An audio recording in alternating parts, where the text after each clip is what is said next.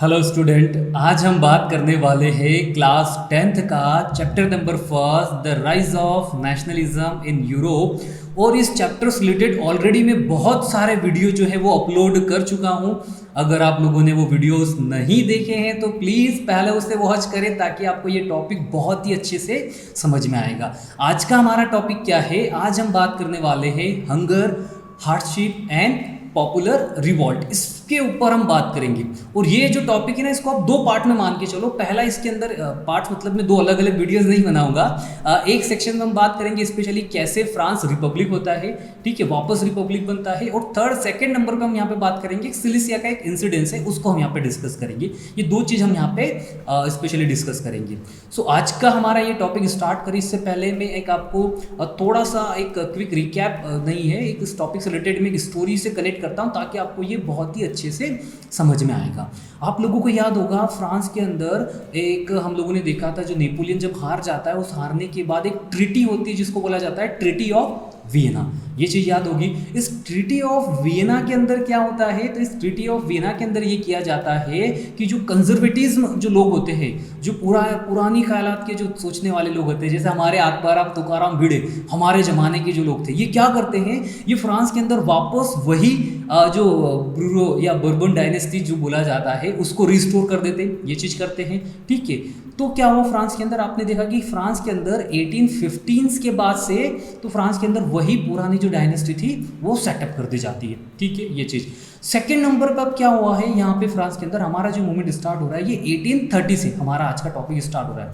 1830s में क्या होता है फ्रांस के अंदर? क्या करते हैं स्पेशली जो पुरानी जो डायनेस्टी सिस्टम, जो कौन सा जो बर्बन डायनेस्टी वाला सिस्टम, जो कंजर्वेटिव जो लोग थे इन्होंने सेटअप करा था ना, ये क्या करते हैं फ्रांस के अंदर वापस लिबरलिज्म वाले लोग जो थे, फ्रीडम जो चाहते थे, जो इक्वलिटीज चाहते थे, ये लोग वापस गैदर होते हैं और फ्रांस के अंदर वापस से एक कॉन्स्टिट्यूशनल मोनार्की सिस्टम को लेके आ जाते हैं। मतलब वापस से एक नए राजा को लेके आते हैं, एक कॉन्स्टिट्यूशनल मोनार्की जो फॉर्म था उसको वापस से लेके आते हैं। और अब की बार जिसको राजा बनाते, जिसको गद्दी पे बिठाते, उसका क्या नाम था? उसका नाम था लुई फिलिप, ठीक है। ये चीज समझ में आई? वापस रिपीट कर देता हूं। क्या हुआ फ्रांस के अंदर? 1830 के अंदर वापस से ये सारे लोग गैदर होके वही कॉन्स्टिट्यूशनल मोनार्की सिस्टम लेके आते हैं जो पहले था। देखो क्या क्या होगा वापस से देखो।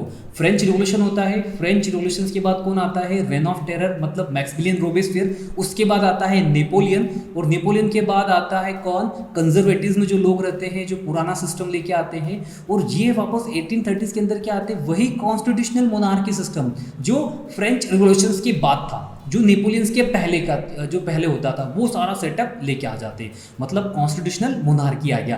अब मोनार्की से एक चीज़ मैं बता देता हूँ। एक बार क्या हुआ, हमारी अभी स्कूल आप लोगों को पता है सारी चीज़ें बंद है, ऑनलाइन क्लासेस चलती है। और इस ऑनलाइन क्लासेस में एक सबसे बड़ा एडवांटेज भी बोलूँ या डिसएडवांटेज बोलूँ, देखना जरा आपको डिसाइड करना। जो वॉइस जाती है ना ऑनलाइन क्लासेस में, वो रुक रुक के जाती है, कहीं ना कहीं कभी कुछ ब्रेक हो जाती है, कुछ हिस्सा टूट जाता है। अब इसमें क्या हुआ, मैं एक बार बच्चों को यही टॉपिक बता रहा था कि जो मोनार्की सिस्टम है फ्रांस के अंदर, मोनार्की सिस्टम आ जाता है, कॉन्स्टिट्यूशनल मोनार्की बन जाता है। सो मैं यहाँ से ये चीज़ बता रहा था। फिर मैंने उस बच्चे से पूछा, बेटा आपको क्या समझ में आया? सो वो बोलता है, सर ये मोना आ रही थी या मोना जा रही थी, मतलब मोनार्की को जो है मोना, ये सर आ रही थी जा रही थी, कुछ इस तरीके से वो समझता है और इंटरप्रेट करने की कोशिश करता है। देखो अगर ये कॉन्स्टिट्यूशनल मोनार्की सिस्टम आपको नहीं पता है सो प्लीज़ एक बार 9th की वीडियो देखना, मेरे जो स्पेशली फ्रेंच रिवॉल्यूशंस के हैं, मैंने उसमें पूरी डिटेल में ये सारी चीज़ बता रखी है वहाँ पे। तो ये चीज़ हम लोगों ने देखी। सो अभी तक क्या हुआ कि फ्रांस के अंदर 1830 के अंदर कॉन्स्टिट्यूशनल मोनार्की सिस्टम वापस आ जाता है और राजा कौन बनता है? तो अब की बार राजा बनता है लुई फिलिप। ये चीज़ हम लोगों ने यहाँ पे देखी है। अब फ्रांस के अंदर एक और चीज़ होती है, 1830s के बाद से क्या होता है, वो फ्रांस की जो पॉपुलेशन होती है कि इंक्रीज होते जाती है। फ्रांस की क्या, पूरे यूरोप की पॉपुलेशन सडनली इंक्रीज होते जाती है। अब पता नहीं ये लोग क्या कर रहे होंगे कि इनकी पॉपुलेशन इतनी ज़्यादा इंक्रीज हो गई, इतनी ज़्यादा बढ़ जाती है।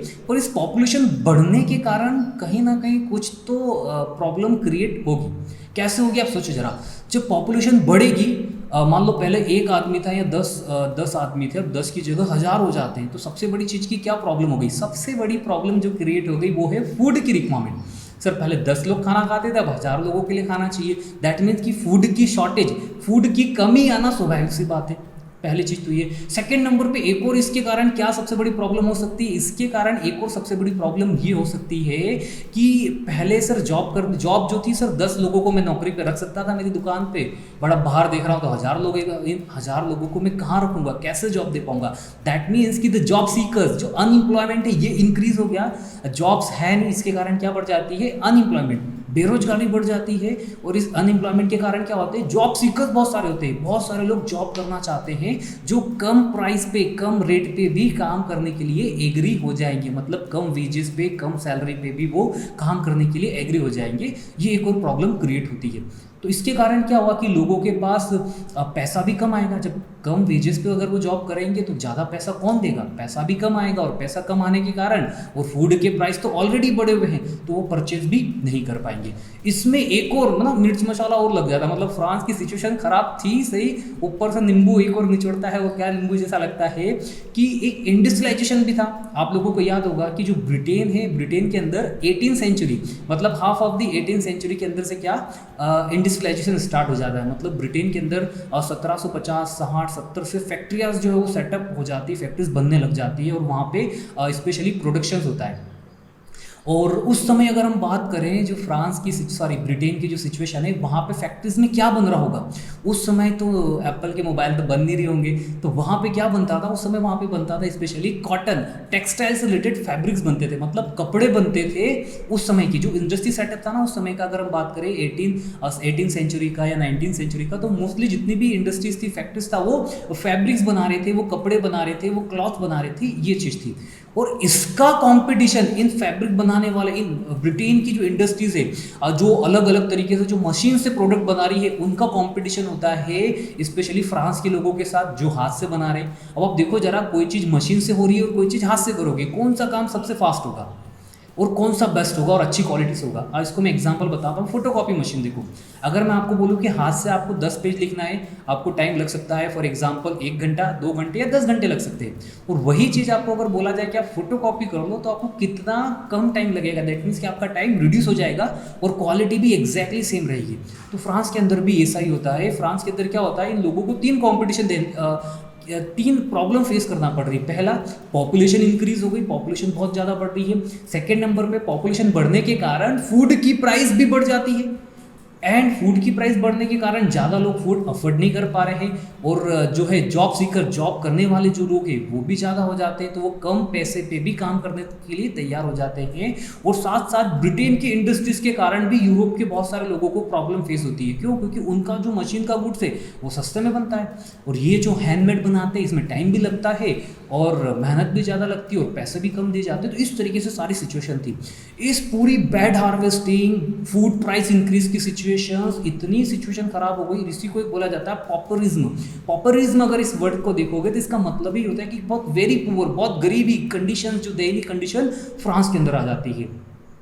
तो अभी क्या करते हैं फ्रांस के लोग, फ्रांस के लोग फाइनली क्या करते हैं, वापस एक रिवॉल्यूशन स्टार्ट करते हैं, एक रिवॉल्ट करते हैं, और अब की टाइम पहले जो लुई 16 था उसको एंड कर देते हैं, और अब की बार जो लुई फिलिप होता है, ठीक है, अब इस लुई फिलिप को क्या करना पड़ता है, Louis Philippe was forced to flee, इसे भागना पड़ता है फ्रांस से, और फ्रांस से भाग के ये चले जाता है इंग्लैंड, और वहाँ पर सेट हो जाता है, और यहाँ से तो उसको भागना पड़ता है फाइनली। तो क्या होता है, कुल मिला के फिर at the end France Republic बन जाता है।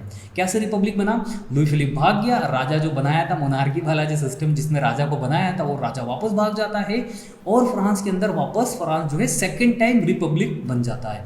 देखो फ्रांस लगभग, अगर हम बात करेंगे, फ्रांस रिपब्लिक जो है वो लगभग 5 बार हुआ है। पहली बार हुआ था कब, 1792, अगर याद हो तो जो मैक्सिमिलियन रोबेस्पियर का टाइम था, तब से लेके नेपोलियन तक के टाइम तक, तब तक एक फ्रांस रिपब्लिक था। उसके बाद नेपोलियन ये सारी चीज़ें बंद कर देता, बोले कोई रिपब्लिक कुछ नहीं, आप तो सिंपल बैठो, जैसा जो मैं बोल रहा हूँ वो करो। इसके बाद सेकंड टाइम अभी हो रहा है, वो कब हो रहा है, 1848 से तो 1852 तक होता है, ये सेकंड टाइम रिपब्लिक बनता है। थर्ड भी है, फोर्थ भी है, 5 भी है, ऐसा समझो कि 4-4, 5-5 शादियां कर रहा है फ्रांस को। ऐसी सिचुएशन है, हर थोड़े दिन बाद कहीं ना कहीं रिपब्लिक जैसा कोई सिचुएशन देखने को आपको मिलेगी। अब इसके कारण क्या चेंजेस आए, सर फ्रांस रिपब्लिक बना तो क्या करें। फ्रांस रिपब्लिक बनने के कारण 3 बहुत बड़े बड़े चेंजेस आपको देखने को मिलेंगे। पहला चेंजेस क्या था, यूनिवर्सल वोटिंग राइट जो था, स्पेशली यूनिवर्सल सफ्रेजेस की बात करी जाए, और यहाँ भी यूनिवर्सल सफ्रेजेस तो नहीं था, लेकिन ऑल द मैन, जितने भी मैन 21 ईयर से अबव है, 21 साल से जो बड़े हैं, उन सभी को क्या मिल गया? वोटिंग राइट्स मिल गया। पहली चीज ये मिल गई। सेकंड नंबर पे जो सबसे बड़ा इनको बेनिफिट मिला है ये कि आप सोचो ना, ये पूरा रिवॉल्ट, ये पूरा मूवमेंट किस कारण से हो रहा था? ये पूरा मूवमेंट जो था जॉब की कमी के कारण हो रहा था। बेरोजगारी थी ना, अनएम्प्लॉयमेंट था, जॉब सीकर बहुत सारे थे, जॉब करने वाले बहुत सारे लोग घूम रहे थे, इसके कारण से मूवमेंट हो रहा था। तो फाइनली ये क्या करते हैं, फ्रांस की जो नेशनल असेंबली है, ये फ्रांस की नेशनल असेंबली ये डिसाइड करती है एक जॉब की गारंटी, एक वर्क की गारंटी जो है ये प्रोवाइड करा दी जाती है, क्योंकि इस पूरा जो रिवॉल्ट था, ये पूरा मूवमेंट जो था, ये वर्क के लिए ही तो हुआ था, जॉब्स के लिए हुआ था। तो जॉब्स की गारंटी जो है वो दी जाती है। अब बोलोगे सर जॉब की गारंटीज कैसे देते हैं? तो जॉब की गारंटी हमारे यहाँ भी दी जाती है। हमारे यहाँ भी एक मनरेगा है, उस मनरेगा के अंदर क्या होता है, हम लोगों को गारंटी देते हैं कि इतने दिन तो हम आप लोगों को काम देंगे ही, अगर काम नहीं मिला तो आपको हम उसके बदले पैसा देंगे।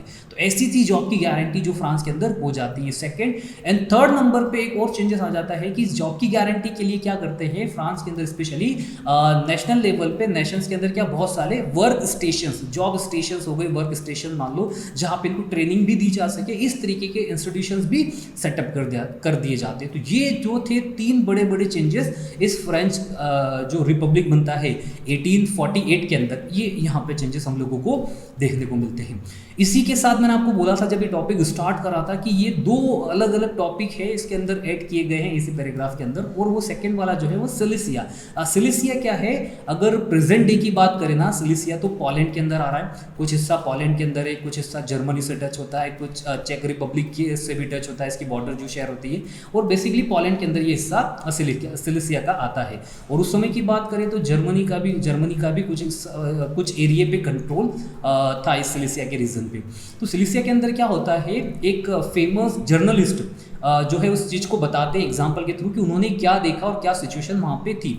और जर्नलिस्ट का मतलब क्या होता है? पत्रकार। जैसे नहीं होता है न्यूज़पेपर के अंदर, आज दिल्ली के अंदर भयंकर बारिश होने वाली है, बहुत आंधी तूफान आने वाला है, और उस दिन बारिश ही नहीं होती है, ठीक है। एज इट इज जर्नलिस्ट थे, जो पत्रकार थे, ये पत्रकार ने एक अपने लैंग्वेज में, ऑन लैंग्वेज में सारी चीज़ें बताई है सिलिसिया का पूरा इंसिडेंट्स की क्या रिवॉल्ट था और क्या सारी सिचुएशन वहाँ पे हो रही थी। तो सिलिसिया के स्पेशली जो लोग थे ना, अगर मैं बात करूँ वहाँ जो विलेज, जो एरियाज़ के अंदर, जो विलेज की अगर हम बात करें, विलेजेस के अंदर लगभग अप्रॉक्सीमेटली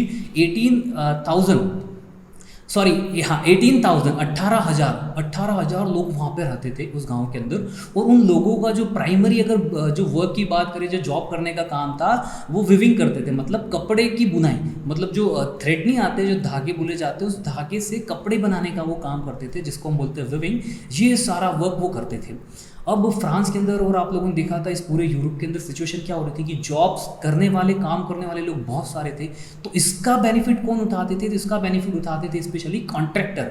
कॉन्ट्रैक्टर कौन? जो इन लोगों से कपड़ा बनवा रहे थे। ये विविंग करने वाले क्या करते थे? धागे से कपड़ा बनाते थे। तो कॉन्ट्रैक्टर इसका बेनिफिट उठाते थे किस तरीके से कि इनको जो वेजेस है, जो इनको पैसा दिया जाता था इनका वर्क का, वो कम पैसा देते थे और उनसे ज़्यादा काम भी लिया जाता था। इस तरीके की सिचुएशन थी। तो ऐसी वहाँ की कंडीशंस थी, वहाँ के लोग थे। अब इन लोगों ने वापस डिसाइड करा कि यार हम लोग क्या करें। तो ये लोग क्या करते हैं, ये स्पेशली अगर हम बात करें 4 जून को 2 बजे और 2 लाइनों में निकलते हैं। मतलब कितना अच्छा इंडिसन है, 4 तारीख 2 जून 2 लाइनों में निकलते हैं और घर से बाहर निकल जाते हैं। और बाहर निकल के वापस क्या करते हैं ये लोग, जो है उस कॉन्ट्रैक्टर के पास जाते हैं कि भैया यार पैसे बढ़ा दे यार, तो यार ऐसे मत करना इंसाफ यार, हम लोगों की हालत बहुत ख़राब है, दाल पतली हो रखी है यार, थोड़ा तो पैसा बढ़ा दे यार। इस तरीके से उससे रिक्वेस्ट करने की कोशिश करते हैं, ऐसी सारी चीज़ें करते। पर कॉन्ट्रैक्टर होता है, आपको पता है विलन जैसा है, वो सुनेगा तो है नहीं कि मैं तुम्हारे पैसे बढ़ा देता हूँ। तो ये लोग बहुत गुस्से में तो थे ही सही, खाने को था नहीं, पैसा है नहीं, ये बहुत कम दे रहा है, काम ज़्यादा करवा रहा है, जॉब करने वाले बहुत सारे हैं। तो ये लोग फाइनली जो गुस्से में जो लड़ाई झगड़े होते हैं ना, इसके अंदर क्या करते हैं, ये इसके घर के बाहर ही जाते हैं, इस कॉन्ट्रैक्टर के घर के बाहर ही, और ये क्या करते हैं, उसके घर पे अटैक कर देते हैं। ऑब्वियस सी बात है यार, अब जब पैसा है नहीं, उससे रिक्वेस्ट करने के लिए गए कि भैया प्लीज़ वेजेस तो बढ़ा दे यार, इतनी तो हमारे पे दया दृष्टि कर दे, ठीक है। वो वेजेस बढ़ाता नहीं है और सिचुएशन ख़राब होती है। तो ये लोग क्या करते हैं, जो गुस्साए लोग रहते हैं ना, इनका बहुत दिमाग तो पहले से ही ख़राब होता है। तो ये लोग घर पे अटैक करते, घर के बहुत सारे जो भी, स्पेशली अब जो कॉन्ट्रैक्टर था वो पैसा वाला था, इसके पास बहुत सारे घर के, अगर हम बात करें इसके रूम के अंदर बहुत सारी अच्छी चीज़ें भी हो सकती होगी, ये सारी चीज़ों को डिस्ट्रॉय कर देते, तोड़ देते, घर को तबाह कर देते, ऐसी सिचुएशन कर देते हैं। कौन? ये सारे के सारे लोग। जिसके कारण क्या होता है, और कॉन्ट्रैक्टर को लगता है कि भैया अब तो भागना पड़ेगा, ये लोग मुझे पकड़ में आ गए, अगर इनके हाथों में मैं आ गया तो ये मुझे छोड़ेंगे नहीं। और कॉन्ट्रैक्टर कैसे भी पीछे वाले गेट से समझो या आगे वाले गेट से, या कैसे भी वो भागने की कोशिश करता है और फाइनली भाग जाता और बच के निकल जाता वहाँ से। पर कॉन्ट्रैक्टर भी सीधा नहीं था, ये भी बहुत चालू था, विलन था। ये क्या करता है, भाग तो जाता है, यहाँ से चले तो जाता है, इन लोगों के ना तो वेजेस बढ़ाता है ना ही पैसा देता है ज़्यादा, भाग जाता है। और भागने के बाद डायरेक्ट जाता है आर्मी के पास, दैट मीन्स की जो राजा है उनके पास जाता है, और वहाँ से उनको रिक्वेस्ट करता है कि प्लीज़ आप लोग मुझे आर्मी दें आपकी, और जो है आर्मी मेंबर्स को लेके आता है। और वापस 24 घंटे बाद अगले दिन नेक्स्ट डे आता है, लोगों के साथ आर्मी के साथ आता है, और जो रिवॉल्ट चल रहा था इनके ऊपर अटैक हो जाता है। अब सोचो जरा, जब आर्मी आई है, उनके पास वेपन है, गन्स है, और वो जब गन से अटैक करेंगे तो इस सिचुएशन के अंदर बेसिक बहुत बुरा इंसिडेंस ये होता है कि लगभग 11 व्यूवर्स जो थे उनकी डेथ हो जाती है इस गोली चलने के कारण। तो इस तरीके से ये जो रिवॉल्ट स्टार्ट होता है, और ऐसी सिचुएशन यहाँ पे देखने को मिलती है। उम्मीद करता हूँ कि आपको ये दोनों टॉपिक जो हम लोगों ने पढ़ा है, पहला कौन सा, फ्रांस कैसे रिपब्लिक बना, एंड सेकेंड नंबर पर सिलिसिया वाला जो वीवर्स का जो था पूरा, ये दोनों टॉपिक समझ में आएंगे। अब इसको याद कैसे करें, तो इसको याद करने के लिए मैंने एक बहुत ही इंटरेस्टिंग ट्रिक बनाई है। ट्रिक क्या है? थंब। हाँ, एक अंगूठा है, थंब से हमारी चीज़ बन सकती है, इससे आप सारी चीज़ें याद कर सकते हो। थंब से बात करें, स्पेलिंग में देखोगे तो टी से बनता है आपका textile. Hunger, hardship and revolt, जो पॉपुलर रिवॉल्ट थे वो किस चीज़ का था? वहाँ पे क्या था स्पेशली, वहाँ पे बेसिकली टेक्सटाइल इंडस्ट्रीज का काम किया जा रहा था, मतलब कॉटन इंडस्ट्रीज थी। टी के बाद अगर हम बात करें एच, तो एच से अगर हम बात करें तो हंगर, मतलब भूखमरी आ जाती, लोगों के पास खाने के लिए पैसा नहीं। क्यों पैसा नहीं? क्योंकि पॉपुलेशन बढ़ जाती है। यू से बात करें तो हमारे पास आता है अनएम्प्लॉयमेंट, जब लोग ज़्यादा हो गए, बहुत सारे लोग हैं जॉब करने के लिए, सो जॉब मिलेगी नहीं तो क्या क्रिएट हो जाएगा? अनएम्प्लॉयमेंट इंक्रीज हो जाएगी। एम की बात करें तो माइग्रेशन, जब अनएम्प्लॉयमेंट बढ़ गई है, लोगों के पास घर पे काम नहीं है, तो वो घर से बाहर निकलेंगे, सिटीज़ की तरफ जाएंगे। दैट मीन्स की माइग्रेशन हो रहा है, लोग गाँव से निकल के सिटीज़ में जा रहे हैं, सिटीज़ में रहने की कोशिश करते हैं, सिटी में जो भी स्लम एरिया हो गया या जो भी छोटे छोटे से एरियाज होते हैं वहाँ पे जाके वो रहने की कोशिश करते हैं। सो एम से ही आ गया हमारे पास THUM। बी की बात करें तो बैड हार्वेस्ट, एक और नींबू मसाला लग जाता है, मिर्च मसाला जैसा, क्या बैड हार्वेस्टिंग सिचुएशन आ जाती है, मतलब फसल भी खराब हो जाती है, लोगों की क्रॉप भी खराब हो जाती है, तो बैड हार्वेस्टिंग भी वहाँ के अंदर आ जाता है। तो इस तरीके से ये पूरा का पूरा जो सिचुएशन है हम लोगों ने देखा है।